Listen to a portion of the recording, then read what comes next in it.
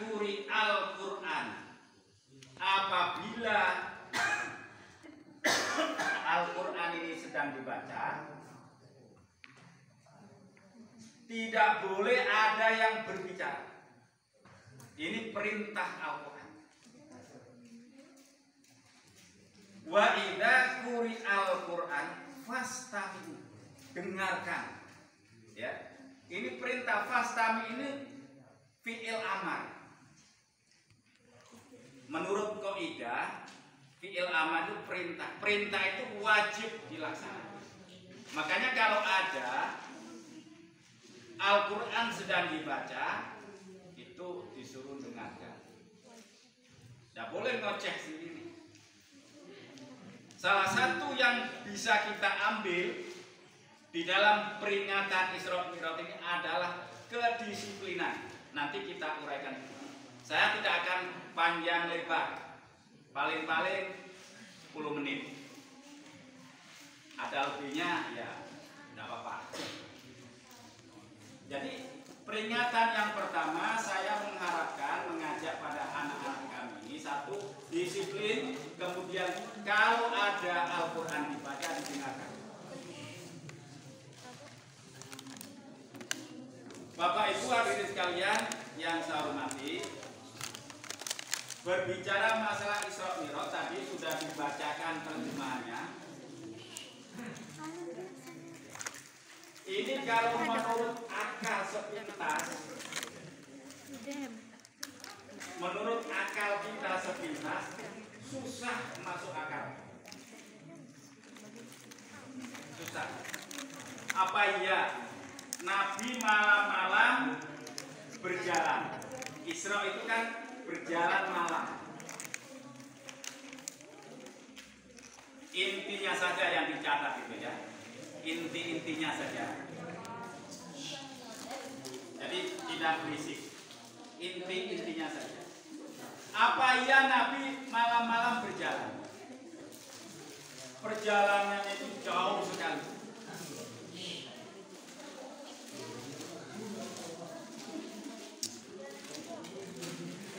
Lihat lagi dulu Pak. Lagi snack dulu. Oh ada snack. Itu lama kayak rame. Ini salah teknik. Saya batuk-batuk ngomong, tahu-tahu diganggu snack. Boleh, tapi jangan berbunyi. Sambil jalan, al-waktu asmanu minadz dzahab. Kata orang Arab, waktu itu lebih mahal daripada emas. Jadi saya sudah menyempatkan datang ke sini batuk-batuk, ya. Tahu-tahu saya berbicara, anak-anak nggak dengar. Nah ini rugi. Ini panitia ini yang kurang cermat. Seharusnya nanti dibagi. Akhirnya mengganggu saya. Apa yang mau saya ucapkan lupa. Jadi secara sepintas Isra Mi'raj ini kayak tidak masuk akal. Ya. Coba bayangkan, minal Masjidil Haram ilal Masjidil Aqsa. Kemudian balik lagi ke Mekah. Ini jangka waktu yang sangat singkat. Habis Isya, kemudian nyampai ke Mekah sebelum subuh. Padahal ini kalau dijalani seperti biasa itu makan waktu sekitar 3 bulan. Ini hanya ditempuh beberapa jam saja. Tapi ini tidak perlu heran. Ini yang berbicara hati kita. Dulu ada cerita, yaitu seekor kepiting. kepinding? Yang baunya busuk itu. Palang sangit. Ya yang biasanya gigit kita waktu tidur. Kalau bilang kami tinggi. Ya, tinggi itu ya. Cerita dengan kawannya. Ya. Jadi cerita dengan kawannya. Aku tadi dari Jakarta. Jam 7 tadi saya berangkat dari Bengkulu sampai di sana jam 8. Istirahat sebentar, balik lagi ke Bengkulu. Sekitar jam 8 lebih aku sudah nyampe di Bengkulu. Akhirnya apa? Yang lain yang mendengarkan, baik bohong kamu. Bohong kamu. Rupanya setelah diuraikan, lawang aku bukan jalan sendiri, aku ada yang menjalankan. Siapa? Ya yang punya topi, rupanya kepending tadi nyelip di dalam peci. Nyelip di sini, dibawa yang punya peci, dibawa ke Jakarta, balik lagi. Sekitar memakan waktu 2 jam lebih. Jadi tidak heran kan setelah tahu langkahnya. Nah, Isra Mi'raj itu seperti itu juga. Nabi bukan jalan sendiri. Tadi dikatakan oleh yang menerjemahkan, diperjalankan. Bukan jalan sendiri seperti kita, tapi diperjalankan. Siapa? Diperjalankan oleh. Dasarnya mana? Tadi yang dibaca oleh teman kita tadi. Subhanalladzi asra bi 'abdihi lailan minal masjidil haram ilal masjidil aqsa. Al-ayat. Jadi diperjalankan. Kalau kita hubungkan dengan situasi sekarang ini, anak-anak sekalian, dulu zaman aku tahun 60-an, saya masih di madrasah. Dulu sebutannya sekolah Arab. Sekolah Arab. Saya punya teman namanya Khairul Anam. Nah, bapaknya ini kerja di Surabaya. Sementara saya di Jombang. Jadi Surabaya dengan Jombang ini jaraknya kalau naik bis 1 jam. Bapaknya kerja di kota. Rumah saya di kabupaten, di desa. Jadi anak ini dibelikan kaos oblong. Itu gambarnya astronot. Gambarnya orang naik bulan. Wah, apa iya orang bisa naik bulan? Orang bisa naik bulan. Waktu itu nggak ada orang yang percaya. Mustahil orang kok bisa naik bulan. Tapi kenyataannya sekarang banyak orang puluh kilir ke bulan. Iya. Tahun 2015 orang rumah saya ini berangkat haji. Sampai di sana ada kejadian, yaitu apa itu Pak, alat yang jatuh itu? Roket. Satelit. Nah, itu yang sedang dandani Masjidil Haram. Nah, jadi sekitar jam 11 malam, saya dari sore sudah tidur. Jadi diteleponlah oleh istri saya yang sedang di Mekah sana. Istri saya ini cemburu. Orang-orang lain, keluarganya yang ada di sini pada nelpon, karena melihat TV. Lah saya tidur nggak tahu ada TV Mekah lagi ada peristiwa itu. Istri saya lagi di dalam masjid. Jadi agak dimarahi lah saya. Nah saya nggak tahu, saya tidur. Orang pada nelpon sendiri. Nah, itu ceritanya. Artinya apa? Orang di Bengkulu bisa omong-omongan dengan orang yang ada di Mekah. Itu sekarang. Bahkan bisa melihat. Kalau di video call itu bisa ketawa, ya, bisa melihat. Jadi kalau ada orang sekarang belum yakin adanya peristiwa Isra Mi'raj ini, itu sudah ketinggalan zaman. Ketinggalan zaman. Oh sekarang aja kayak itu.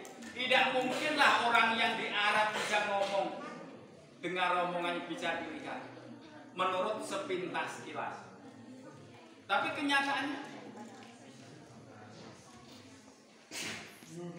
anak-anak sekalian yang saya hormati, kembali kepada Isra Mi'raj.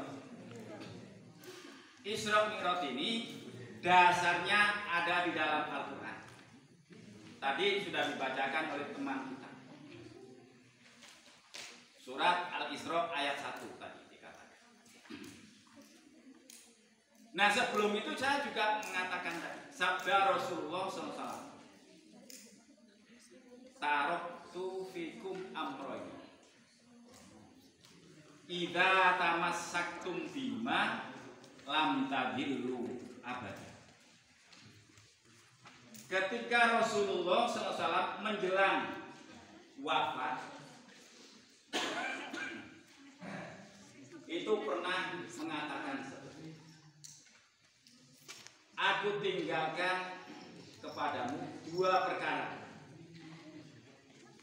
Apabila dua perkara ini kamu jadikan pegangan hidup, lam tadillu abada, kamu tidak akan sesat selamanya.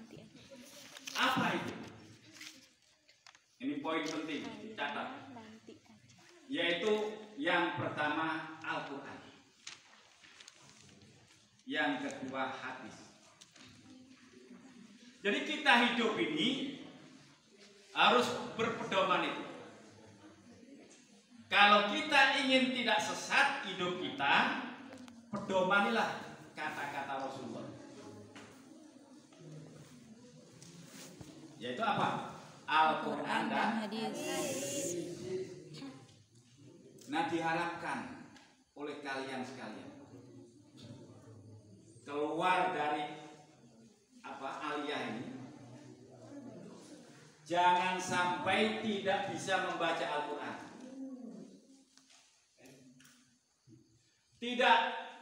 Jangan sampai tidak bisa membaca hadis. Jadilah contoh dengan adik-adik kalian. Keluar dari MA sini tidak bisa baca Al-Quran. Alangkah malu kita. Dulu waktu masih di sana gedungnya, itu ada hari-hari tertentu. Ini masih bajunya.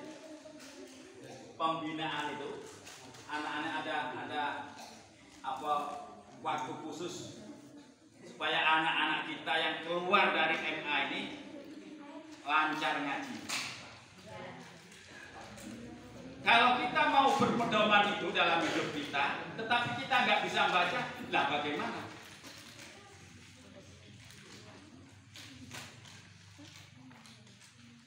Jadi ini harus diperhatikan. Kita keluar dari MA ini harus bisa membaca Al-Quran. Ini tugas guru-guru kita di sini. Gimana caranya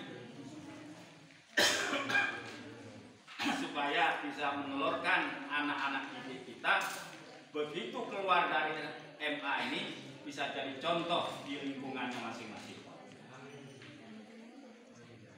Dulu zaman ini informasi nih Bu Ketua ya, zaman Pak Edi jadi ini kepala sekolah, saya saya kasih masukan. Karena umurnya itu tua saya. Pak Edi itu nikah dengan saya. Nikahnya di rumah saya. Bukan nikah dengan saya. Aku yang menikahkan. Maka saya anggap anak. Kemudian kalau saya bicara itu bebas. Jadi kasih masukan sama dia. Gimana caranya MA ini bisa hidup subur berkembang? Dia responkan. Ada yang diperintahkan siswa-siswa yang ada potensinya itu. Kamu belajar adzan di masjid situ. Kamu belajar jadi apa? Protokol di situ. Ya. Pembawa acara ini kalau nggak dilatih nggak bisa. Saya dulu waktu di madrasah itu kelas 5 itu ikut lomba pidato. Sudah ikut lomba pidato. Dan saya jadi juara. Walaupun kaki ini nggak bisa berhenti. Jadi ngadepi orang banyak itu kaki ini nggak bisa berhenti. Ngeredek gitu. Kalau nggak terbiasa seperti ini. Jadi sambil pidato karena saya hafal betul, ya, saya minta konsep dari Pak Muslimin namanya guru saya. Tolong saya dibuatkan konsep, saya mau ngikuti lomba pidato. Mulai dari salam sampai mukaddimahnya sampai selesai, kaki ini nggak bisa berhenti. Tapi dapat juara karena tekniknya masuk. Jadi diharapkan anak-anak kita dari MI pedomanilah ya, kata pepatah Arab. Bunyinya seperti ini. Innal fatah mayyakulu anada. Laisal fatah mayyakulu kana abu. Jadi anak-anak dari aliyah ini harus bisa menepuk dada. Harus berani tegak di hadapan orang. Menepuk dada bukan artinya sombong, bukan. Tetapi berani muncul. Kalau ditugasi oleh guru-gurunya harus mau. Kalau istilah orang seberang sana, berani di depan umum. Jadi bangga dia. Seperti teman-teman tadi itu disuruh baca qiraat, disuruh jadi protokol, siap. Salah tidak apa-apa. Pertama salah, kedua salah, ketiga nggak akan salah lagi. Karena dibimbing. Harapan kami yang tua-tua ini, madrasah ini tetap jaya, muridnya banyak, ya. Kemudian berkualitas. Caranya apa? Satu, caranya ada 3 hal yang harus ditempuh. Ada guru, ada murid, ada wali murid. Ini harus kerjasama, ya, kerjasama. Kemudian kalau ini sudah bisa kerjasama, insya Allah apa yang kita harapkan akan terjadi. Harapan apa? Yang madrasah ini sudah sayanglah seperti ini, kemudian tidak kita rawat, tidak kita makmurkan. Ini kalau saya lihat kepala desa diundang hadir, imam diundang. Ini sudah merupakan kebaikan. Jadi kalau perlu wali-wali murid itu ada acara ini diundang. Nanti akan berbicara. Apalagi melihat anaknya berani muncul di depan. Orang tua bangga sekali. Apalagi nanti ada yang ditugasi, kamu jadi Bilal di situ waktu hari Jumat. Misalnya seperti itu. Jadi Bilal Jumat, sekali-sekali. Kepala sekolah berunding dikit sama imam di sana.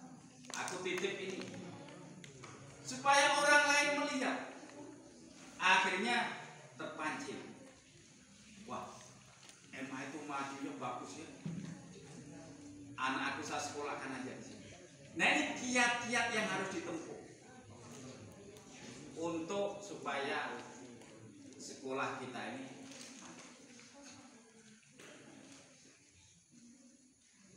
Anak-anakku yang saya cintai, berbicara kepada Isra Mi'raj. Apa yang diperoleh oleh Nabi? Capek-capek, ya, diperjalankan oleh Allah, menghadap Allah. Tadi sudah ditanya oleh ibu kepala sekolah, apa tujuannya? Mengambil, yaitu tugas sholat. Tugas sholat. Nah, sebelum Nabi itu diberangkatkan, itu dibedah dulu, dioperasi dulu, dadanya dikeluarkan, hatinya dicuci. Jadi kalau kita ambil benar apa yang dikatakan oleh Nabi, al-Islamu ya'lu wala yu'la alaih. Islam ini lebih tinggi dibandingkan yang lain. Kalau sekarang kita pernah mendengar, oh si A itu lagi sakit dioperasi, si B lagi sakit bawa rumah sakit dioperasi. Islam duluan. Nabi memberi contoh, dioperasi. Akhirnya dipelajarilah oleh orang-orang pintar. Orang Amerika sana duluan. Jadi ada operasi, orang yang sakit dioperasi. Kemudian tadi ditanyakan oleh ibu kepala sekolah, naik apa tadi Nabi? Naik buruk. Cepatnya bukan naik. Dipelajarilah oleh orang-orang pintar. Terjadilah sekarang orang membuat kapal terbang. Itu belajarnya dari Islam. Maka dikatakan Islam ya'lu wala yu'la alaih. Ini bicara saya, ini bicara yang termahal. Kalau anak-anak bisa mengambilnya, semuanya nanti jadi orang pintar. Belum tentu bapak ibu kamu bicara seperti ini. Makanya perhatikan, tidak lama waktunya, saya singkat saja. Tanamkanlah cita-cita kalian. Kalau perlu ditulis di dalam kamar, ya, saya ingin jadi ini. Pasanglah niat yang tinggi. Jangan dipasang, aku tamat Alia terus nikah. Karena sudah ada pacar. Wah kecil itu. Ya. Coba punya cita-cita. Saya kalau sudah tamat akan melanjutkan kuliah. Kuliah tamat S1, S2, S2, S3 dan seterusnya. Saya ingin jadi itu. Tulis itu di dalam kamar kalian. Setiap hari kita tengok. Gimana cara? Ditempuh pelan-pelan. Saya pernah mengikuti ada pertemuan di Sawalebar itu, ada gedung olahraga itu. Pembicaranya orang dari pusat, dari Jakarta. Oleh-olehnya ini tadi yang saya sampaikan tadi. Pasang niat yang tinggi dan tulis besar-besar di dalam kamar. Terus dibandingkan dengan orang-orang yang tidak punya cita-cita, jauh berbeda. Setelah dinilai hasilnya jauh berbeda. Orang yang tidak punya cita-cita, ya kayak itu aja. Tapi orang yang punya cita-cita, hidupnya lain. Maka saya harapkan anak-anak kita di sini, ya, pasanglah niat yang fokus yang tinggi. Walaupun tidak penuh ke atas, nanti penuh ke bawah. Itu pentingnya cita-cita. Jangan cita-cita yang rendah. Ini penting. Karena Islam sendiri sudah membuka luas seperti itu. Jadi tujuan utama tadi kembali adalah mengambil perintah sholat. Yang tadinya itu 50 jadi 5 waktu. Lah kalau kita pelajari sholat, anak-anak sekalian, yang pertama hikmahnya. Tadi Nabi mau berangkat di Begaduh, dibersihkan. Nah kita ini juga seperti itu. Kalau menghadap Allah, itu diperintahkan dulu berwudu, bersuci. Kalau anak-anak nanti sudah banyak baca, apa faedahnya agama kita Islam ini kok menganjurkan bersuci? Baru-baru ini ada pandemi COVID-19. Orang dianjurkan cuci tangan, pakai masker, ya kan? Islam duluan. Minimal 5 kali bercuci tangan. Kalau anak-anak waktu wudhu itu cuci tangannya begini, ya. Ini sebelum wudhu diperintahkan itu membaca Bismillahirrahmanirrahim, kemudian dicuci tangan, nyucinya begini, baru kumur, baru ngisap air itu. Ini kalau kita baca, faedahnya satu bersih, yang kedua tidak mudah kena penyakit stroke. Ini faedahnya. Islam mengajarkan duluan. Kenapa? Saraf-saraf yang di sini hidup. Kalau nggak pernah diusap, sudah saraf-saraf itu mati. Setelah mati apa? Stroke. Masih muda-muda pada stroke. Jalannya entah begini. Kemudian cuci bersih.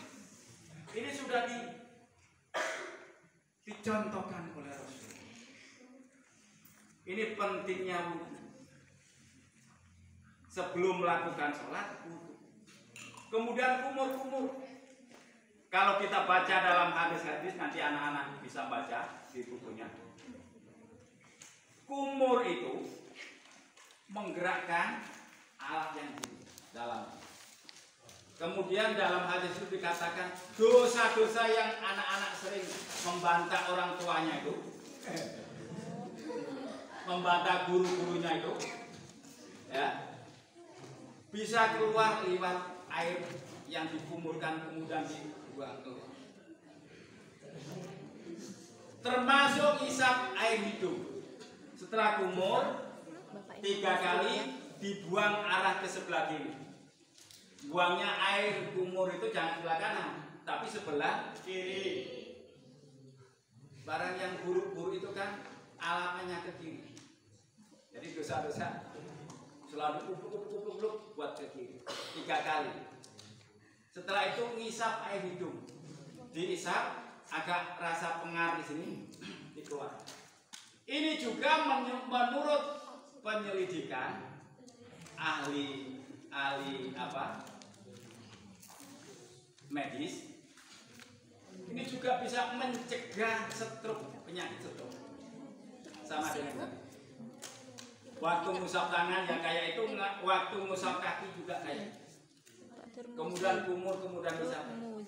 Jadi bukan sekedar perintah, tetapi menguntungkan. Di intinya, kalau kita kalau kita melaksanakan perintah Allah itu untungnya double. Di dunia sudah untung, apalagi di akhirat. Kalau anak-anak membaca Yasin setiap malam Jumat, di situ ada ayat yang bunyinya seperti ini.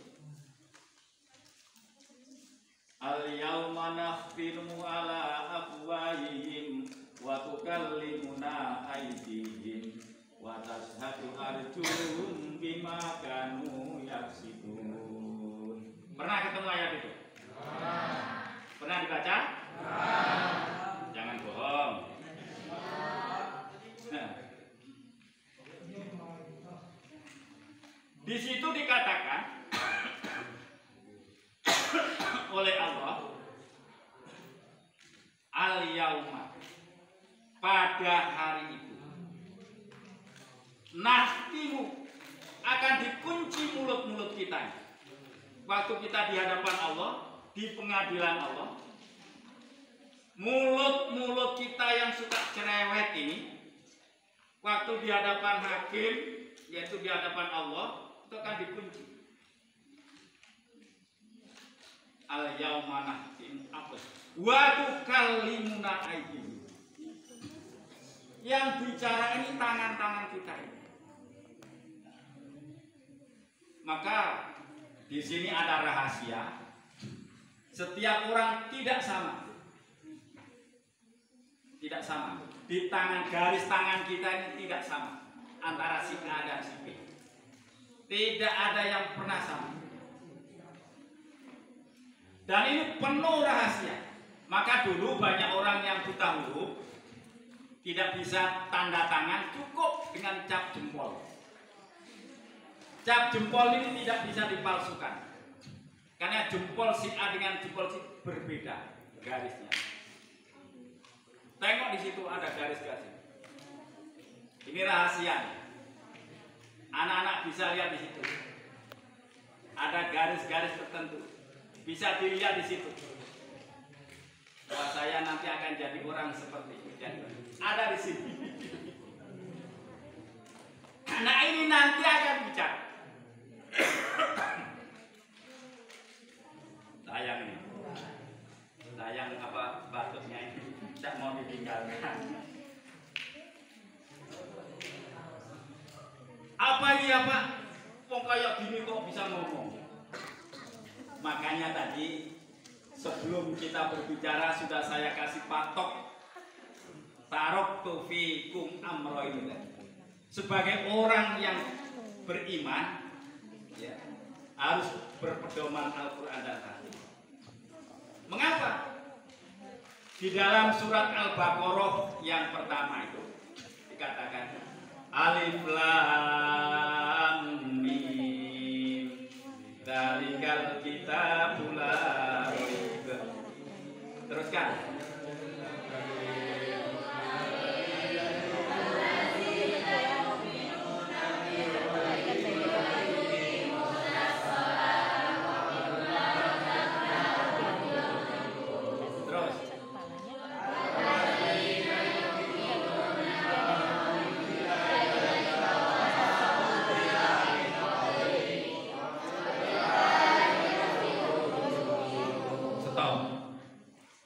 Jadi Al-Quran ini menjadi pedoman kita.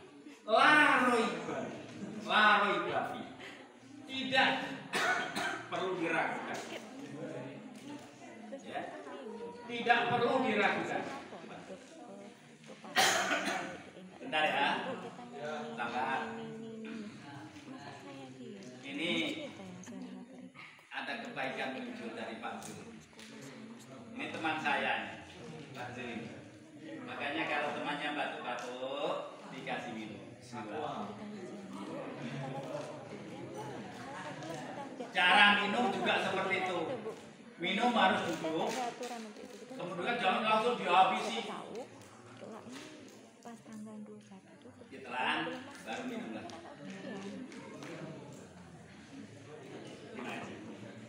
Menurut medis, dengarkan ini. menurut medis, kalau kita minum dengan duduk, itu air menyebar ke seluruh ini. Tapi kalau kita, makanya jangan ditiru orang-orang barat itu, minum sambil tegak. Begitu air masuk, kalau minumnya itu tegak, langsung ke kantong perut. Jadi tidak bisa nyiram kemana-mana. Maka Islam mengajarkan kalau minum duduk supaya air itu bisa menyebar sehingga bersih. Itu ajaran Islam. Makanya saya katakan ya'lu wa la yu'la. Kok Pak Ustaz tahu? Ya tahu lah. Ya, karena banyak membaca. Karena banyak ngaji. Jadi lanjutan ayat yang kalian baca tadi, Al-Quran itu tidak perlu diragukan. Ini menjadi petunjuk bagi orang yang muttaqin. Siapa yang lari dari petunjuk, sesat hidupnya. Saya kasih contoh. Dengarkan. Saya kasih contoh. Kita keluar dari sini ke jalan situ. Di situ ada tanda panah. Tanda panah. Arah ke Bank Haji. Yang arah situ arah ke Bengkulu. Kita mau ke Bengkulu. Tahu-tahu mengikuti tanda panah yang ke Bank Haji. Sesat gak jalannya? Al-Quran ini sebagai petunjuk bagi orang yang bertakwa. Maka ikuti. Nanti di akhirat tangan ini berbunyi, maka jangan sembarangan menggunakan tangan. Setiap apa yang kita lakukan direkam di sini, direkam di tangan kita. Kemudian kaki nanti menjadi saksi. Kalau ke ladang, kalau bukan jengkol kita jangan diambil. Kalau bukan durian kita jangan diambil. Kalau bukan sawit kita jangan diambil. Ini CCTV dan merekam. Waktu ditanya Allah, ini yang bicara, bukan mulut, karena mulut dibenci. Disaksikan oleh kedua kaki. Ini harus kita yakini. Kita sebagai orang yang muttaqin, orang yang bertakwa. Paham ya? Hati-hati hidup. Setiap langkah kita diikuti oleh malaikat kanan kiri kita, di pundak kita. Di samping kita merekam sendiri, malaikat apa Pak Tuh? Rokib dan Atid selalu mengikuti kita. Jadi kita tidak bisa bohong. Kemudian berikutnya, tadi oleh-olehnya sudah jam berapa? Hari Jumat ini. Oh, baru jam 11. Sebentar lagi. 9:30 ya. Ini lagi. Ini inti. Ini inti tadi, oleh-olehnya adalah sholat. Sholat ini, anak-anak sekalian, mendidik kita menjadi orang yang disiplin. Ya, yang disiplin.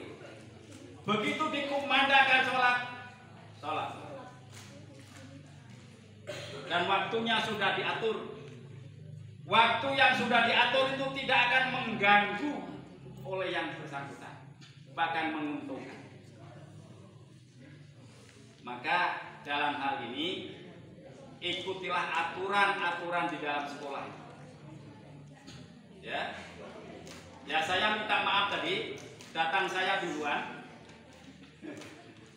Sebelum yang lain datang semuanya tadi, saya datang. Karena kata Abdul Muluk tadi, jam berapa aja? Jam 8. 7:30 saya sudah berangkat. Sampai di sini hampir jam 8. Saya sudah masuk uang. Ini saya mendidik diri saya sendiri supaya disiplin. karena setiap hari sudah diajari sholat intinya disiplin dengan waktu. Tadi saya katakan al-waktu asmanu minal dzahab. Waktu adalah lebih mahal daripada emas. Mumpung anak-anak masih muda, gunakan waktu dengan sebaik-baiknya. Belajar yang rajin. Mumpung masih ada kesempatan. Kursi manusia itu ada 3. Nah, ini dicatat. Kursi manusia ini ada 3. Jangan sampai salah satunya tidak ditempati. Kursi pertama, kursi belajar. Anak-anak masih masa belajar. Gunakanlah sebaik-baiknya. Kursi yang kedua, kursi bekerja. Kalau sudah tidak belajar, bekerja. Bekerja. Nah, kursi yang ketiga, kalau sudah ada jodoh, ya nikah. Tapi harus kerja dulu, jangan memberatkan orang tua. Saya pengalaman. Jadi Menteri Agama itu 22 tahun. Menteri Agama yang paling bawah, yaitu KUA. Jadi banyak orang-orang dari dusun sana lari nikah ke rumah saya.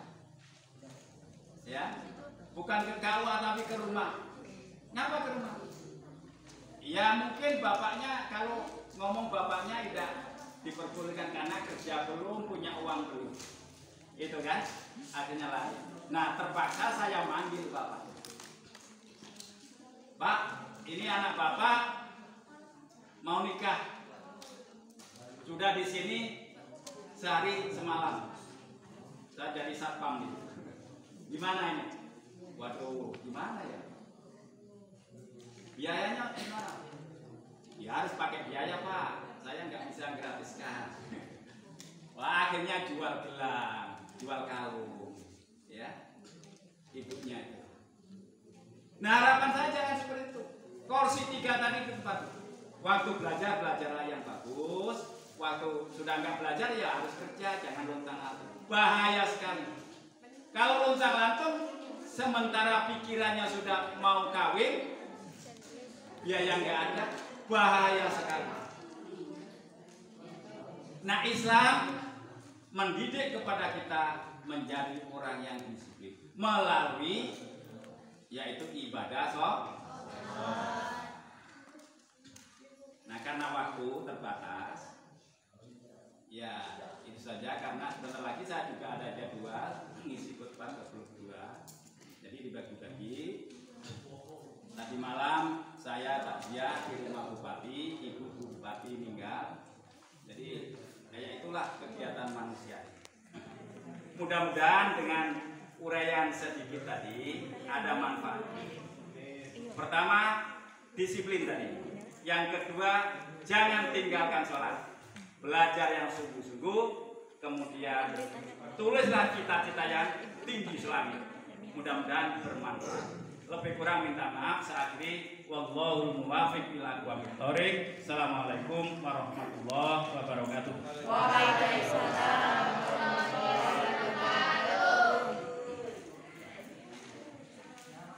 Mana tadi? Tempat saya. Oh.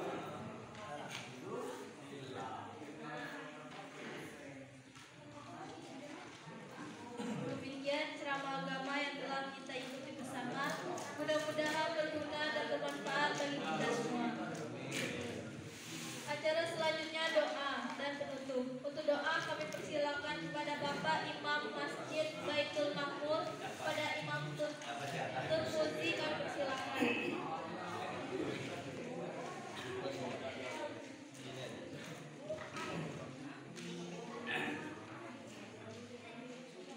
Assalamualaikum warahmatullahi wabarakatuh. Waalaikumsalam warahmatullahi wabarakatuh. Bapak Ibu dan anak-anak sekalian yang saya hormati, berlangsung panjang daripada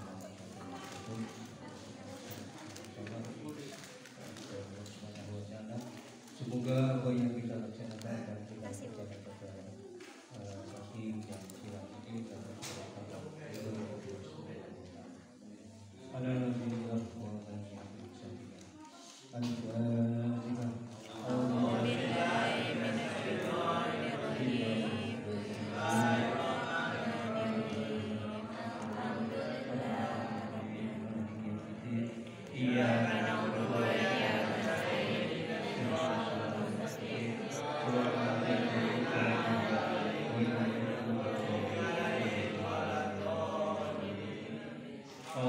من الشيطان الرجيم. بسم الله الرحمن الرحيم.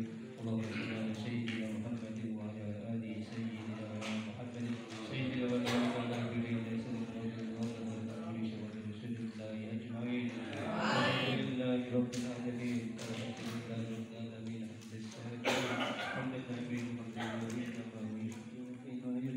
يا ربنا لك الحمد كما يقول في كلامه الصبري وعلمه سلطان. اللهم يا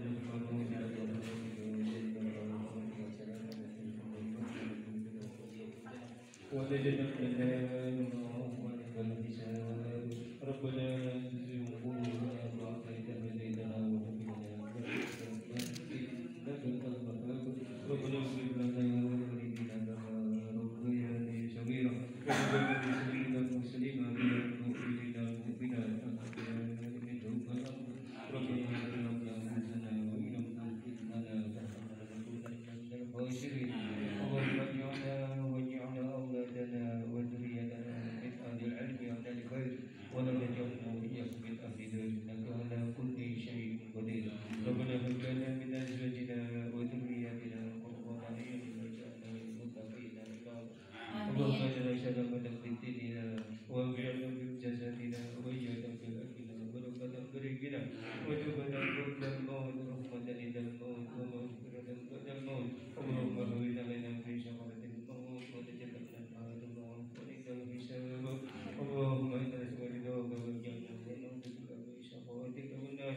اللهم اجعلنا جنة مغفورا وذنبا مغفورا وشكرا مشكورا ربنا آتنا في الدنيا حسنة وفي الآخرة حسنة وقنا عذاب النار. وجعلنا جنة مع الأبرار يا عزيز وغفار يا رب العالمين.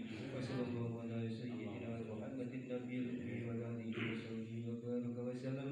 سبحان ربك رب العزة عما يصفون وسلام على المرسلين والحمد لله رب العالمين. السلام عليكم ورحمة الله